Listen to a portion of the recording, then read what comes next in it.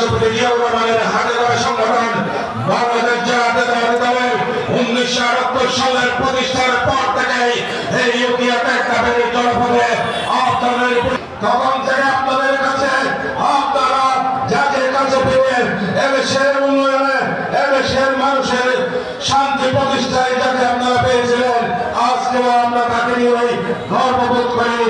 দীর্ঘ 16 বছর আন্দোলন সংগ্রামের মধ্য দিয়ে বাংলাদেশের ছাত্র জনতার রক্তাক্ত আন্দোলনের মধ্য দিয়ে আমরা যে বিজয় পেয়েছি আজকে প্রিয় উপজেলাবাসী আপনারা জানেন সেই বিজয়ের বিরুদ্ধে আজকে দিল্লিতে বসে নির্বাচিত আপনার আমার প্রাণপ্রিয় জনগণ সাধারণ চৌধুরী আমাদের মধ্যে উপস্থিত থাকার জন্য সম্মতি জ্ঞাপন করছেন উকিয়া উপজেলা বিএনপির সম্মানিত সভাপতি আপনাদের উপজেলা চেয়ারম্যান জনাব সোনাজাহান চৌধুরী।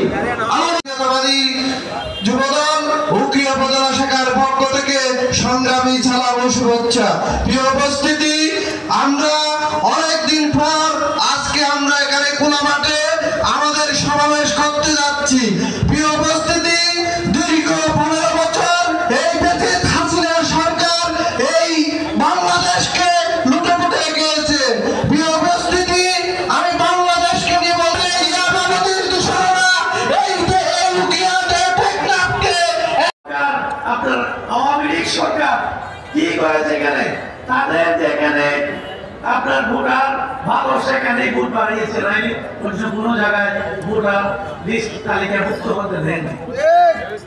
এখন আপনারা সকল জায়গায় প্রস্তুত হয়ে যান। আগাম কোথায় কোথায় ভোটার তালিকায় নতুন নাম আসবে, কোথায় কোথায় কেন্দ্র প্রতিষ্ঠিত করা হবে, কোথায় কোথায় তারা ভোট ছিটত যারা ভোট ছেড়েছিল আগে।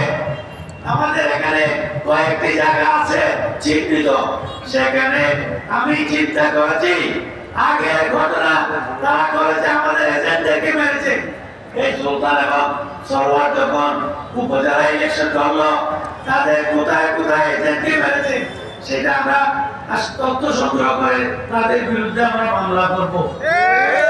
তাদেরকে চিহ্নিত করবো এরা ভোট টাকা, এরা বাংলাদেশের ভোট যখন চলবে তখন চেয়ারম্যানদেরকে বলবো আপনারা যারা এখনো দায়িত্বে আছেন তাদের বিরুদ্ধে আমরা কোনো মামলা করি নাই, সেজন্য আপনারা বেঁচে আছেন, সেজন্য আপনারা কাজ করতে পারছেন। আপনাদেরকে আমি বলছি মানুষের হক মানুষকে হাতে হাতে দিতে হবে।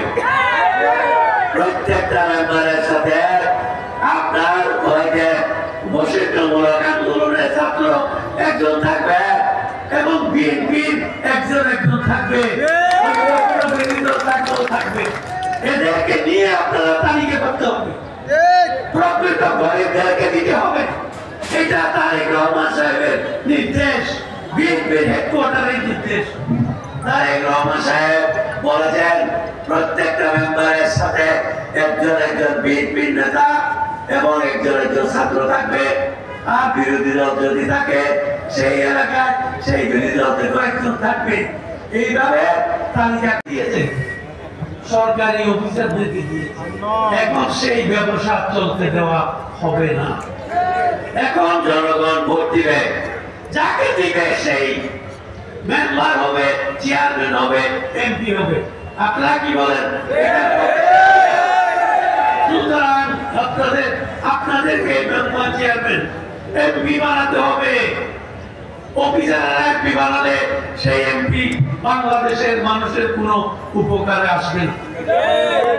আমরা দেখেছি এই 30 কেজি চাল দিচ্ছে, আগে দেখেছি মেম্বাররা টাকা নিয়ে নাম দিত, আবার অর্ধেক অর্ধেক চাই রেখে দিয়ে মানুষকে দিত। অনেক যন্ত্রণা।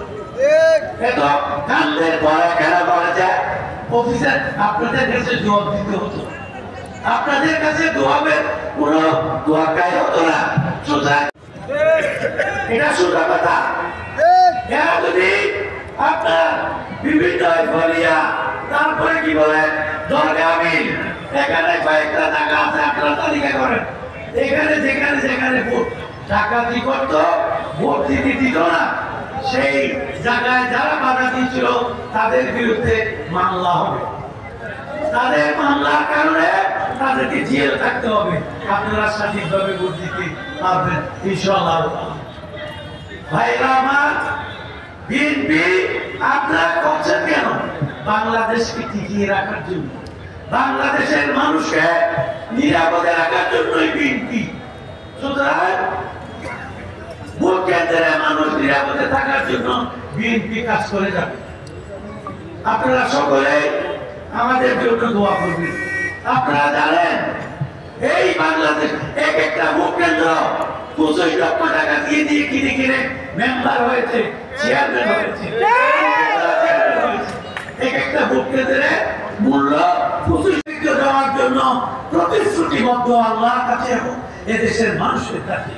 সুতরাং যারা অন্যায় অত্যাচার করা ছিলেন তারা আল্লাহর রাস্তে বিদায় নেন। আমি প্রত্যেকটা স্কুলে হেডমাস্টার সাহেবদেরকে বলবো, প্রত্যেকটা জায়গায় আপনাদের কাছ থেকে কমিটির মেম্বার, কমিটির প্রেসিডেন্টকে হবে তালিকা চাইছে, সরকার চাইবে। সুতরাং আপনারা ভালো মানুষটিকে স্কুল পরিচালনায় আনার জন্য তালিকাভুক্ত করে পাঠাবেন। সেটা আমরা দেখে সেখান থেকে কাকে দিতে হবে সেটা বোর্ডের চেয়ারম্যান সাহেব সেগুলি করবে। এখানে যে মানুষকে আমার খাতিরের মানুষ বলে একে দিলেন ওকে দিলেন, এইভাবে দেওয়া সম্ভব না। আমি দুঃখিত, রদ্দা আলম হাই স্কুল পরিচালনা করছে কোন জেলা, ওখানে কক্সবাজারে তাকে দেওয়া, সে এখানে বলে রদ্দা আলম হাই স্কুলের আপনার সভাপতি, সে বিমানে চাকরি করে, সে কিভাবে এখানে সভাপতি হয়? স্কুল ব্যবস্থা, শিক্ষা ব্যবস্থাকে ধ্বংস করে দিয়েছে আওয়ামী লীগ। সেই ধ্বংসস্তূপ থেকে শিক্ষা ব্যবস্থাকে নিয়ে এনে সুন্দর করে একটা শিক্ষা ব্যবস্থা এদেশের মানুষের জন্য বিএনপি নিশ্চিত করবে। সুতরাং আপনাদেরকে বুঝতে হবে বিএনপির কর্মীদেরকে একটা সেপারেট আইডেন্টিটি হচ্ছে কি সব থাকতে হবে। আমি এখনো বলছি কিছু কিছু অসৎ থাকলেও শুদ্ধ হয়ে সব পথে থাকেন, না হয় বিএনপি থেকে আপনাদেরকে বহিষ্কার করা।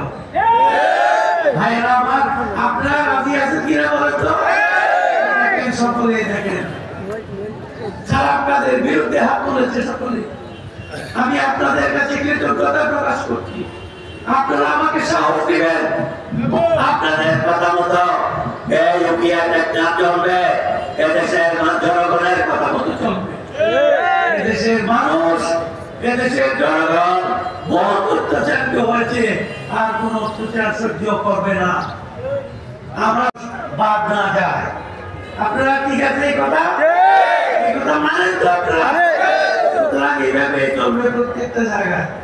আর যারা মানবেন না তারা কিন্তু কিয়াতে মেম্বার চেয়ারম্যান হিসাবে কাজ করতে আপনাদেরকে কথা বলছি।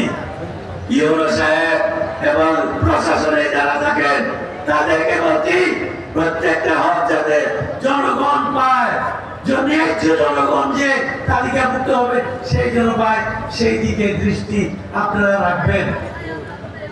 বিএনপির নেতা কর্মীরা সেখানে ইনভলভ হবেন, তাদেরকে বলছি 10 টাকা, 5 টাকা, 20 টাকা, 1000 টাকা নিবেন না। আওয়ামী লীগের কর্মীরা নিত, আপনারা নিবেন না। আওয়ামী লীগ এবং আপনাদের ভিতরে পার্থক্য থাকতে হবে। আপনারা মানুষের হক মেরে খান না। আওয়ামী লীগ মানুষ, আপনারা বাংলা এখন নতুন নতুন ধানের আপনার ওই যে আপনার বীজ সরবরাহ করছে সরকার।